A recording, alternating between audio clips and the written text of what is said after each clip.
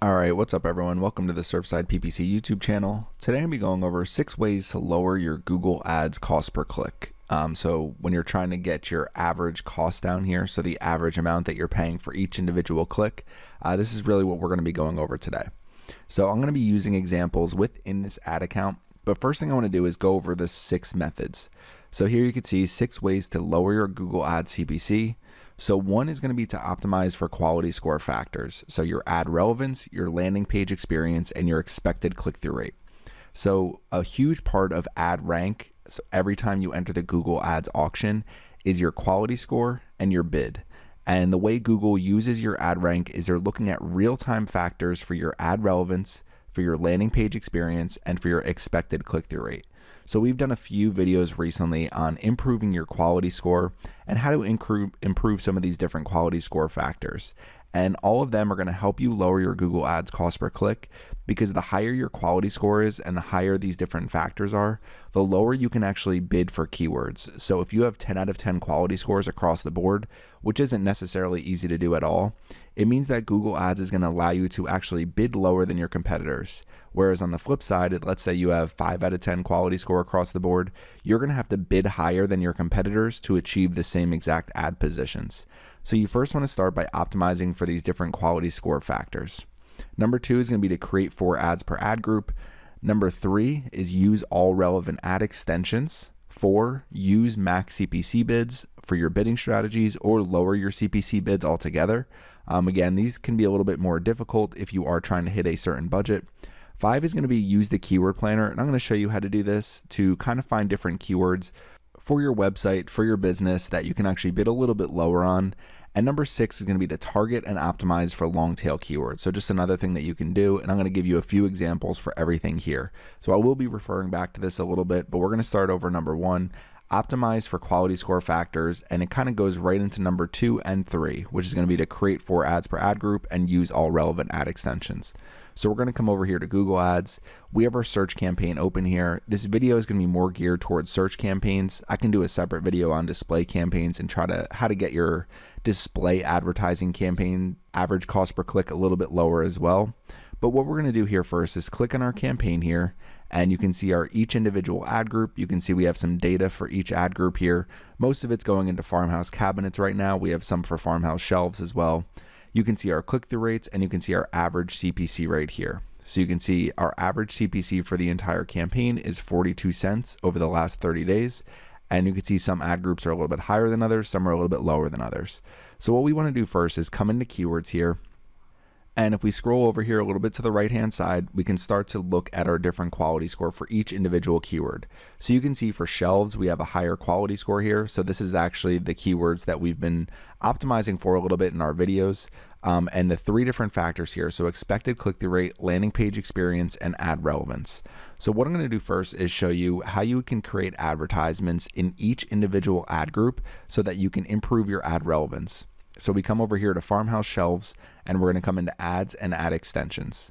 So what you can see is we have 4 different ads in this ad group. We have 2 expanded text ads. We have 2 responsive search ads.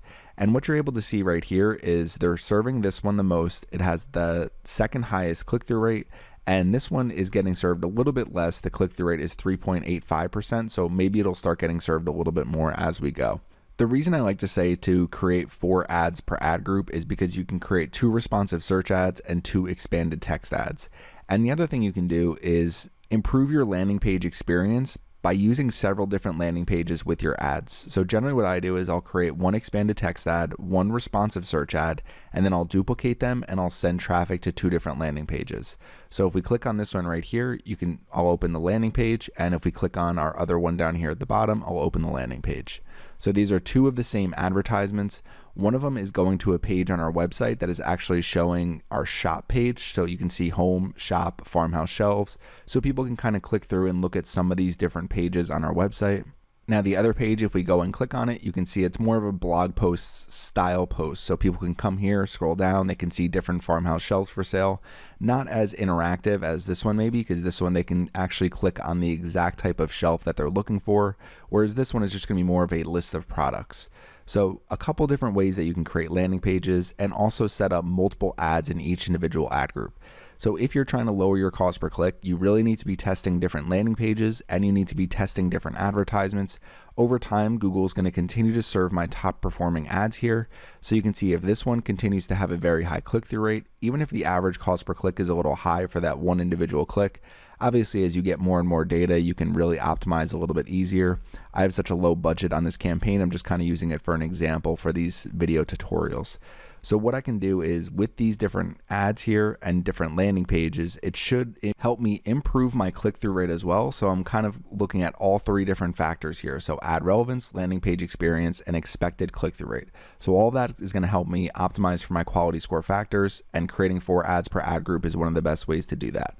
A quick break from our video for one of my favorite marketing products, and that's SpyFu. You go to surfsideppc.com/SpyFu, you can enter a competitor's website or you can enter your own website, and you can see all the information you would ever need about organic search traffic or paid search traffic, so you can spy on your competitors, see some of their top organic keywords, see some of their top paid keywords, see how much they're spending for Google Ads every single month, and how much search engine optimization traffic they're getting. Get competitor research data in Google Ads so you can monitor your pay-per-click competitors.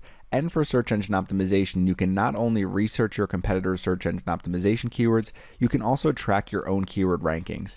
And the best part about this tool is that pricing starts at just $39 per month and goes all the way down to $33 per month if you choose to be billed annually. Now, I highly recommend SpyFu. You can use this product to grow your business, so just go to surfsideppc.com/SpyFu. I use this tool as well, and I've been using it to grow my own businesses recently, and I can highly recommend it. Now back to our video. Now, number 3 is going to be to use all relevant ad extensions, and you also want to use ad extensions at the ad group level. So if I click back over here, we have our ads, we can click on extensions. So you can see that my extensions are really geared towards this individual ad group. So wall shelves, hook shelves, floating shelves, shelf brackets, that's just site links here. You really want to use every single extension type that's relevant for your business. So if you're receiving phone calls, use call extensions. If you can receive messages, then use message extensions. If you have a physical store location or affiliate locations, you want to use those extensions as well. You also want to use price, app, review, and promotion extensions if any of them apply to your business. So I'm not able to use a lot of these, but you really want to apply every single ad extension because it's really going to help lower your cost per click as well. Not only does it improve your click-through rate, but it improves your quality score as well. So you can see after I've done some optimization for this individual ad group and I go back to keywords, my farmhouse shelves keywords are pretty optimized right now with 8 out of 10 quality scores. These other ones are 6 out of 10. So basically what I need to do is make sure I can improve my landing page experience a little bit for these ones. So one thing I might want to do is separate them out into their own ad groups so that I can improve the click-through rate a little bit and improve the landing page experience. So that's really where you want to start when you're trying to lower your cost per click, is start by trying to optimize for quality score a little bit better over time. So what we're going to do next is you want to start lowering your bids a little bit if you're bidding a little bit too high for your keywords. So I'm using a portfolio bid strategy here. So what that means is if I click on tools and under shared library, we click on bid strategies. So this is the bid strategy that I'm using for this campaign. It's my farmhouse goals search target return on ad spend bid strategy. And what I can do is if I scroll down here a little bit and I click on settings, I can click on advanced options. So I have my target return on ad spend here. One thing you might want to do is lower your maximum bid limit. So my maximum bid limit is pretty high right now at $3. So if I really want to lower my cost per click, I can set this to maybe $1 and we can see if we still spend our average daily budget every single day. And if not, we can continue to increase this a little bit. You can also play around with your return on ad spend a little bit and maybe lower it a little bit. So maybe I go to 125%, lower my maximum bid limit. So basically what that's saying is Google Ads can bid a little bit lower for my keywords and I can lower my target return on ad spend slightly for now. And then as I get my cost per click down a little bit for my campaign, I can start to increase my target return on ad spend as well. A lot of this is also going to depend on budgeting. If you're trying to spend a daily budget of, let's say, $100 or more, you might have to increase your cost per click a little bit. You might have to increase your maximum bid limit a little bit here because otherwise you're just not going to spend your daily budget. So another way to kind of decrease your cost per click is to lower your daily budget slightly, but that might just not be something you want to do because you want to make sure that you're keeping your conversions on track with maybe what you've driven historically for your campaign. So I come back over here to bid strategies. Maybe something that I want to do is come to enhance CPC. So I want to use this for my campaign instead of a target return on ad spend. We'll click on done and we'll just do enhanced CPC and we'll click on save. So now we have an enhanced CPC bidding strategy that we're going to be using rather than our target return on ad spend bid strategy. So we can come back over here. So under settings, you can see Max CPC is just 1 cent right now. It's set to. So maybe I just set my Max CPC at 75 cents. So it's going to say large increase because it was just 1 cent. We'll click on save. Okay, so now we're bidding 75 cents. If we come over here to keywords, so it's going to be bidding 75 cents for each individual keyword in our campaign. You're going to see some of these are lower than the first page bid, and that has to do with our quality score as well, which is why you really want to optimize for that first. You can see our Max CPC right here is 75 cents. Now I prefer to just use the target return on ad spend bid strategy, but this is just another way that you can incorporate a bidding strategy for your campaign if you're not able to use target CPA or target return on ad spend yet. Now, ideally, what you do is you just stay here in bid strategies and you use this target return on ad spend bid strategy. So what I'm going to do is just remove this one real quick, click on OK. Okay, so now we're just back to our other target return on ad spend bid strategy. Now you really do want to be using target CPA or target return on ad spend. You want to set your proper, whatever it is that you're driving, whether you're driving leads, whether you're driving sales. So for this, I try to target a specific return on ad spend, and you can lower that Max CPC bid limit over time by going to bid strategies and going to advanced options and just lowering that bid. So that's going to lower the bid across the board for your entire campaign. Okay, so now for the last two, what we're going to be doing is going into Keyword Planner, and if we click on Find New Keywords here, what I like to do is just enter my URL. So I can just do farmhousegoals.com, we'll do entire website, and we're going to click on Get Started. So one thing we're able to kind of see is you can look at top of page bids, so the low range and the high range. So what I can do is make sure for my specific website that I can bid on keywords for my website that are a little bit lower on the top of page bid high range side.